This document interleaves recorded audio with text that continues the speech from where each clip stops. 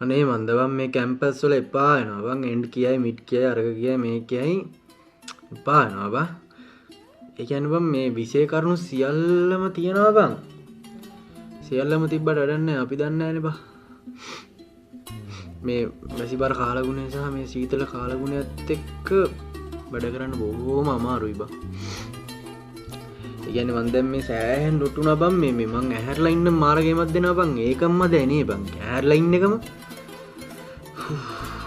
එක තියන්නේ බං බුදු අම්බෝ පැය 3ක් ඉඳගෙන ඉන්න ගියාමත් එපා නෝ බං මොනවද බං ලියන්නේ අනේ මන්ද බං මගේ ජීවිතේට මොනවා වේද කියලා මම මේ කල්පනා කරන්නේ බං.